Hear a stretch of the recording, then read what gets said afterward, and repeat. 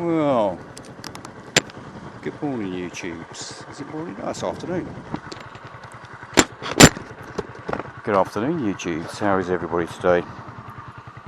I did start this video probably about 20 minutes ago, but I bumped into my neighbour, who has also got a multi-strider, and stopped for a bit of a chat with him. So let's carry on now. It's a bit of a test of the camera with the new settings, the cheapy camera. I've got another GoPro which arrived today, and the microphone, because I did block some of the holes off on it to try and reduce the wind noise. The only reason I went down this lane is because the road was shut, so I used the excuse of popping down there, and lo and behold, he was just driving home, so we had a bit of a natter. He's got a couple of problems with his bike, so let's have a bit of a chat about that. So I don't know if the wind noise was reduced from last time with the visor shut and the chimneys being shut. Hopefully it will be. Nearly waffling my inane drivel again. I'm trying a new mapping system. I don't know if you can see that. It is called Osmond. OSO AMD. A couple of people said it's really good. I think it's John Milbank from Bennett's, who I've got quite a lot of respect for as a journalist. Obviously he's been around for donkey's years, but he pretty much says it, well he does say it, as it is. If something's a bit crap, he'll tell you it's a bit crap, and he destruction tests locks, stuff like that, which is why I bought a new lock for the multi-strider. I bought an X-Lite before we went away to Europe, so I had something decent and reliable to lock the bike up while it was parked.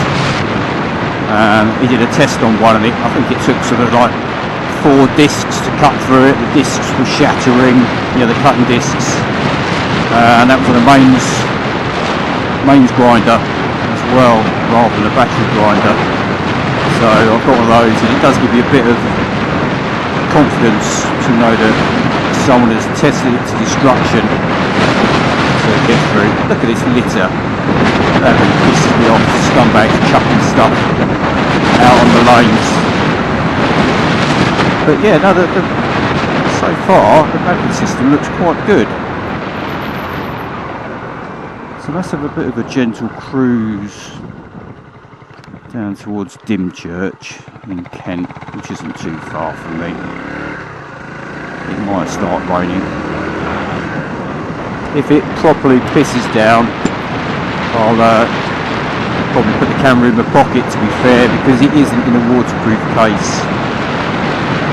And as I say, a 50 quid camera with a load of accessories, I genuinely don't expect it to be waterproof in any way, shape or form.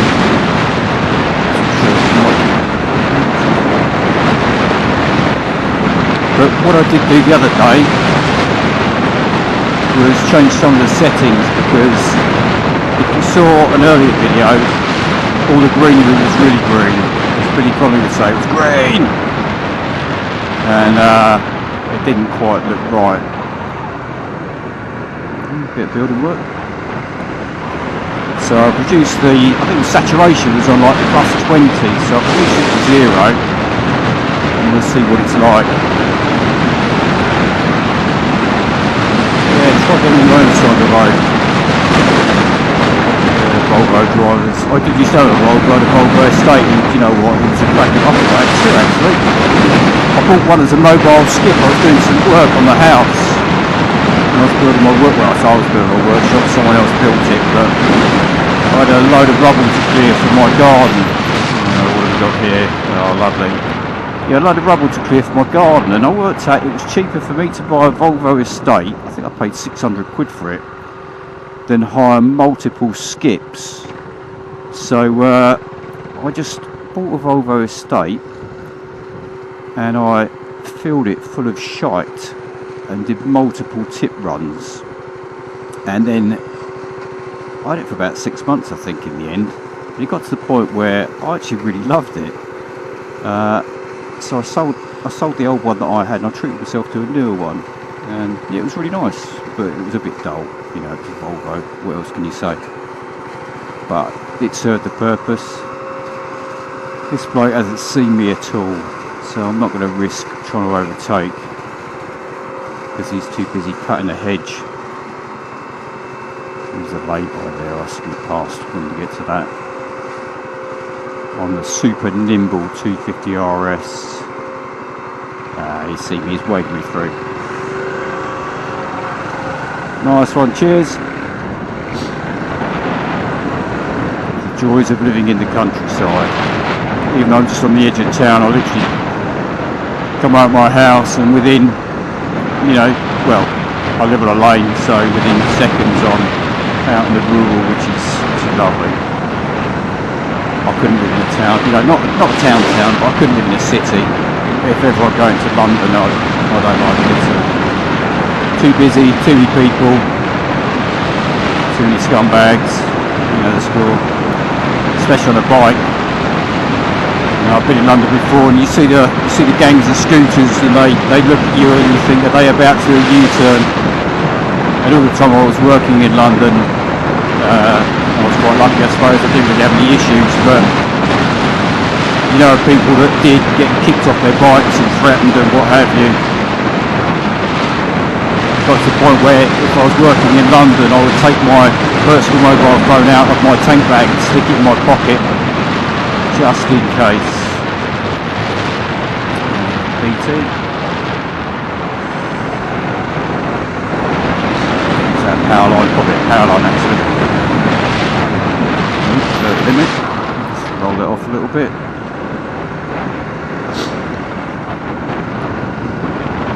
Lovely little villages down this way. I'll take a run down on the marsh and show you a very special little place, which is a memorial to a young fighter pilot that was unfortunately killed in the Battle of Britain, and he was a hurricane pilot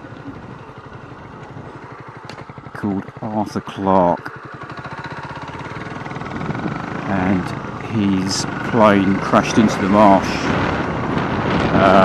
to a depth of sort of like 30 feet or something like that, which obviously when they nosedived in was quite common into the soft ground. And there was an excavation, I can't remember when it was, 80s, 90s, 2000s, I can't remember, I really should look that up, but they excavated it, and obviously unfortunately poor lad was still in the plane, his remains were in the plane, but the family decided to let him rest there, and that's where he still lies. So there's just a little memorial at the side of the road, just in his memory, which is only right and proper. I could stop there if there's a few weeds, I could pull the weeds out, but I'm not the only one that does that, because it's always well tended. And a few years back I was off work for the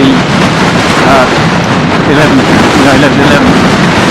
so I jumped on my bike, I went down there just to be there at 11 o'clock to find there were about 5 of us, all locals, that scooted down just to pay their respects, which was really nice.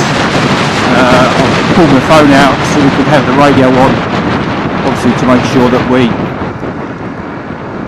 were, you know, bang on time for the silence, and we all pay our respects, which was a good thing to do. You know, and a lot of brave young men lost their lives, and still are losing their lives, unfortunately, in war. But that's the world for you. Some of these lanes are bumpy and rutty.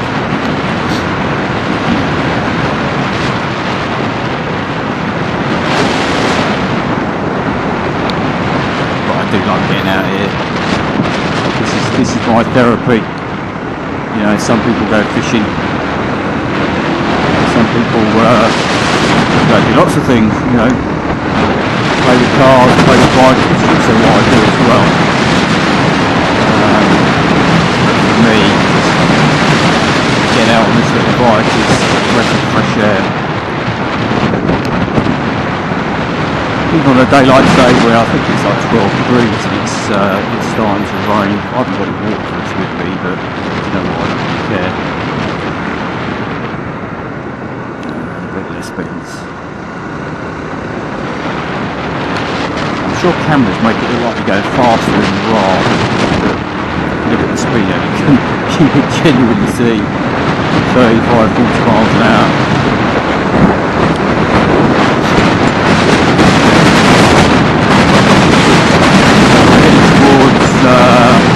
New church.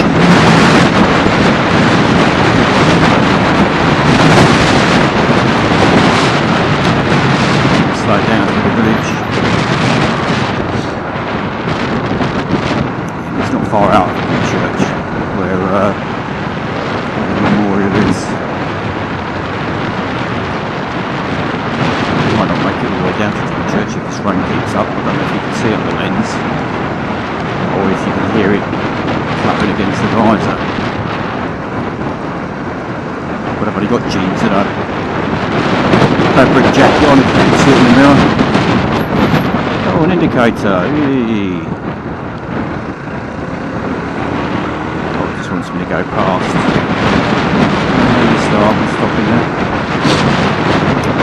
Yeah, they're armoured jeans, they're proper bike jeans. They're made by a company called Hood, English company.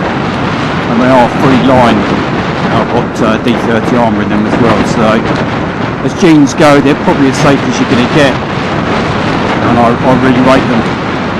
I say they're comfortable, obviously not comfy like, you know, when a pair of tracky bottoms or something like that, because they are armoured jeans, but on the bike they're absolutely fine. And the jacket is a held, yeah, sort of fashion style jacket, I suppose, but it is a proper bike jacket. It does have armour. I did replace the armour again with some D30, and I don't think it would probably last too long in a long slide, but that's why I wear it on this, because any slide on this isn't going to be very long. So it's got back protector, it's got elbow, shoulder, it's got no chest armour, but it's got no provision for it. But again, the speeds I'm doing, I've got plenty of time to react to anything coming, and even if it all went bent, I'm not going to be going a lot faster than I've been on push bikes before. So here we go, Romney Marsh, out on the marsh proper now, I guess, nice and flat, and here we come up to the memorial.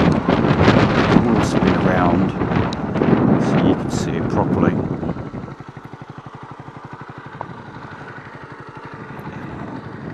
I'll shut the engine off for a bit of peace and quiet.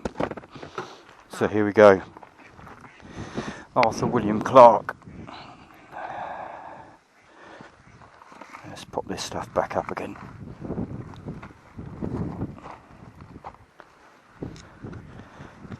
So yeah, I'll bend down there, not sure if you can see that. 20 years old. Yeah, sad. As I say, you won't be able to read that, I don't think, for 1 minute. But there you go. That just gives you a little bit of information to look him up if you want to. So there you go. Yeah, Memorial was 1986, so obviously it was earlier than that, it was in the 80s. I don't know actually where his aircraft came down, but obviously it's going to be fairly close to this. So, a quick stop to pay my respects, as I always do when I pass here.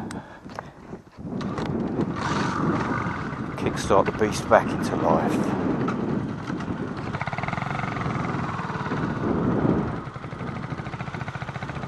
Let's carry on the rain.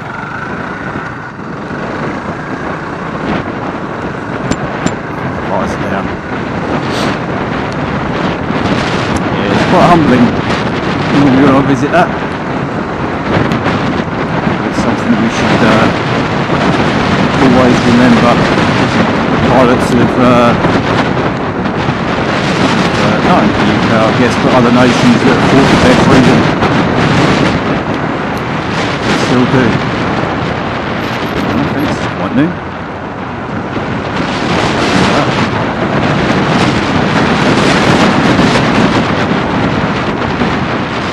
So, how's the RS going? All you all want to know. All of my 53 followers. Thanks, Jamie. It is running lovely. What have I done now? 771 miles. And it's looks like it runs better every day. So it doesn't. But, well, good remote. It doesn't run better. It's probably me just getting more used to the vibrations, and like I say, vibrations, the engine's lovely and smooth, but you know, the improved suspension, all that sort of stuff. I was out on the Multistrada on Sunday. I went out with some mates and did 170 miles on Sunday. It was a pretty cracking ride. But you know what? The Multi feels just so, you know, big and heavy, and it needs a lot of effort to. I say a lot of effort. It needs effort to turn it in. I mean, this thing, honestly, you stick a knee out and the weight transfer just turns the bike almost. It's ridiculous. You can almost just weight each arse cheek and turn the corner. Everything is so light and easy on it, and yeah, you want to do a little turn, 3-point turn somewhere, you just paddle it backwards and forwards. You know, it doesn't weigh 230 kilos. You know, it weighs 120 something, I think they are. What's going on here? Oh, you're going to slow me down. Oh, they're going to let me pass. Look at that. Thank you very much.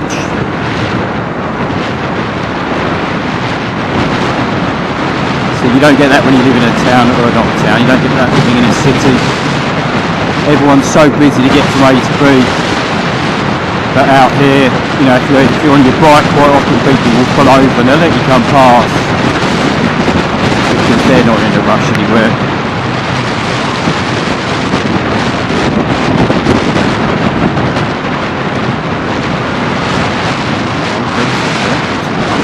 Oh, looks like it really has. That was. Bumps and ripples for the suspension to not soak up. Again, hashtag not really olives. I've been down here on some quite quick bikes, and they do get to be a bit of a handful over some of these bumps. Quite easy to tie themselves in knots, as I'm sure this would involves, you know, cracking on any pace.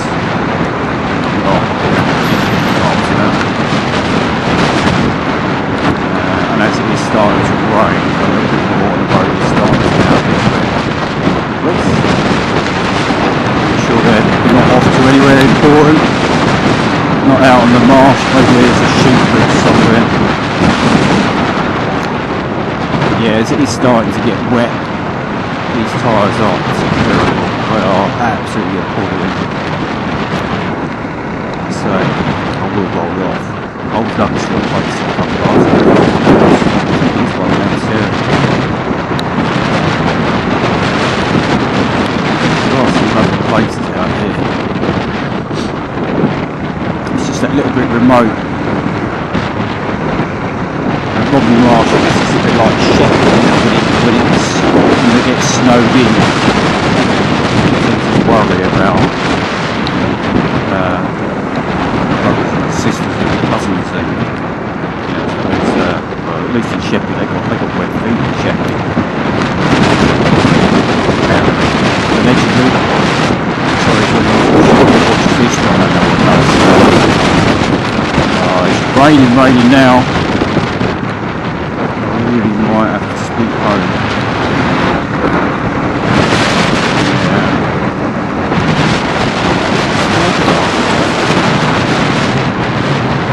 But you know what? New Romney, so let's go from New Romney along the coast to Dymchurch, and from Dymchurch I'm going to head back home.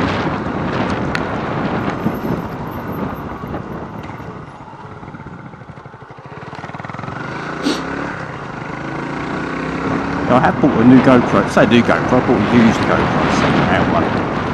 I'm not into spending shed loads of money on stuff that really is just for me to look at, or my family or relatives down the line to look at, you know, when I'm gone and, you know, shuffled off this mortal coil. Yeah, there's a mate of mine said about it when he does the odd video. Let's creep out of here. Power! Because if you think about it, all I've got from when I was young is photos. There wasn't any such thing as video. Oh, there was, but it was all expensive, you know, cameras, or you used to have to do a cine camera and develop film and stuff like that. I think, probably not, I don't know. Here we go, more power. Sneak it into top of 50 miles an hour. Oh yeah, it's raining now. But with things like YouTube, when I'm, you know, dead and burned and long gone, someone could say, pop YouTube on and look at these stupid videos that your granddad, great-granddad, great-great-granddad or whatever used to make on his motorcycle in the days when motorcycles had a petrol engine and they didn't have a nuclear reactor like we've got now or whatever, or they didn't, you know, but they still used roads. They didn't just hover and go from point to point automatically like the new driverless cars. Not that they hover, but you know what I mean. And if they're watching this in the future, well, hello from me. This is a motorcycle, yeah. Well, we used to be able to ride stuff like this before they got banned, outlawed, the world ran out of fuel, whatever. Assuming that obviously the internet is still a thing, and it's not some weird conscious or subconscious entity, or I don't know what they do. So now we're heading Dymchurch, which is a little seaside town, and it's a bit corny, it's a bit you know, kiss me quick hat, but you know what, when my daughter was young we would sometimes come down here and go on the bumps, go on the fun fair, and she absolutely loved it. We spent a lot of time on the little 2p machines, like Tipping Point, that program on the telly where they drop a big disc into a machine and you've got a drawer that slides backwards and forwards and shunts discs down further drawers until you win a bit of money. And you could change up a fiver into 2p pieces and spend hours winning a little doll that was on the bottom shelf, which probably cost 10p, but it was fun. And we used to really enjoy it. And then obviously you get a bag of chips and sit on the seafront, just up there, and look at the sea. Yeah, Dymchurch. This is the road that follows the seafront. St Mary's Bay Sands. Yeah, Dymchurch is a couple of miles up here. The camera lens hasn't got too much water on it, unlike me, who has got a lot, as you can probably see. Oh, listen to that idle, absolutely beautiful. It's probably a little bit high, but I did knock it down once, so I did roll it down to, I think, around 11, 1200. It was just starting to get a little bit lumpy. So I just run it just maybe 100 RPM higher.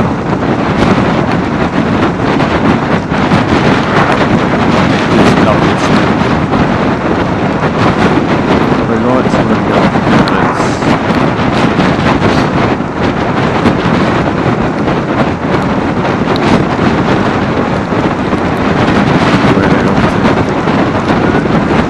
Nothing serious. Yeah, I think from Dymchurch I'm heading home because I can feel water soaked into places where water shouldn't soak. So I'm not in any rush. You know, I'm going to go home, set my clothes on, upload this video. Now this thing here, ground, see that's a Martello tower, and they're all along the coast, and they were designed as defensive structures against the French, I guess, invasion and what have you. So yeah, a little Tesco Express, mini roundabout. Put your fag out. Oh, I hate people smoking. Sorry, it's one of my pet hates, it stinks. So this is Dymchurch, Street of Dymchurch. There's the amusement park, you can see that. Obviously probably closed for the winter. Oh, the amusements are still open, that's where the 2p machines are. And then that light's going red, so let's chuck the indicator on. Let's scoot up here. You can see the sea, there we go. There's some more amusements. Chip shop. I was going to go up there, but he's blocking the entrance. So let's just scoot along here. Let's see if we can get up onto the beach. See if we can.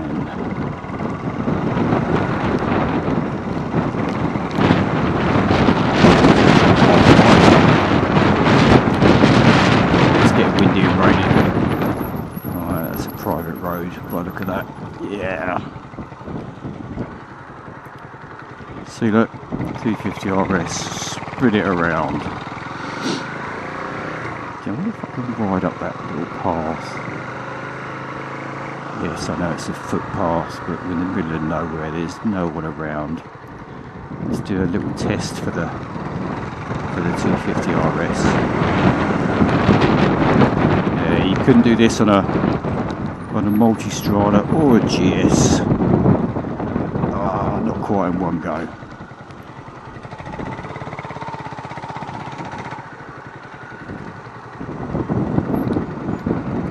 Nearly though.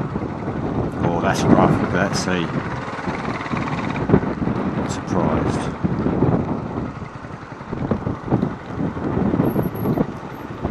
There we go. The Kent coast. And over there's so in the distance, so there's the power station. Yeah, it's starting to come over the breakwater, the path down there. Right, let's scoot back down. It might be nice to give the bike a rinse off when I get home, unless it rains a bit harder. Salt and old motorcycles, or even new motorcycles to be fair, they do not mix well.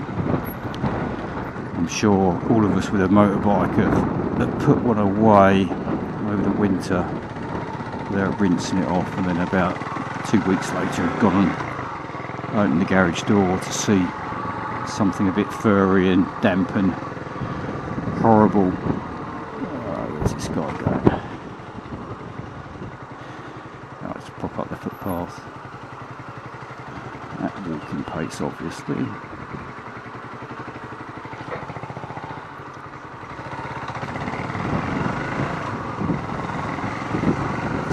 Don't ride on a footpath because you shouldn't, but there was nowhere for either of us to go there.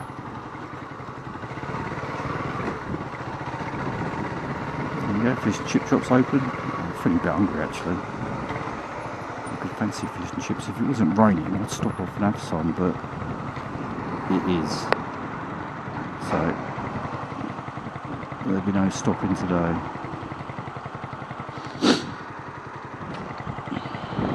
Right. Let's go a different way home.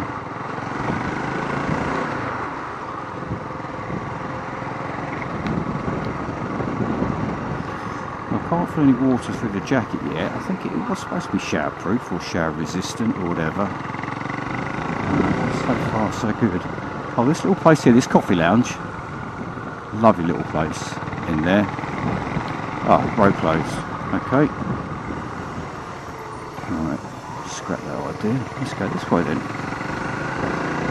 Again, little motorcycle. Out for a ride, you can go where the hell you want. If you want to go for one of those rides where you get lost, you can do that, and I have done that many a time. Even with the map, obviously the map's not running anywhere. On this railway is the Bromley Hyde and Dymchurch, which is a little narrow gauge railway which goes from Bromley Hyde and Dymchurch. Funny enough. If you go down to Hythe, there's a station there.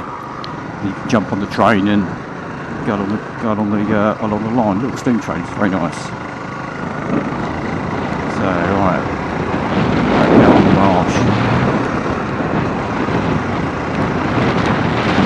It's a bit of a godforsaken place in the winter. Lovely in the summer, but in the winter, obviously, it can be a bit grim with the wind howling off the coast.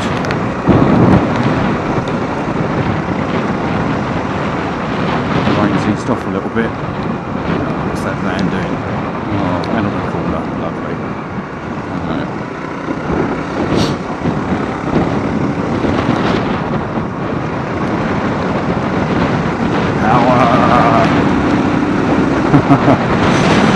Yeah, sometimes the throttle makes just induction noise. Oh, there's a rat just ran out there.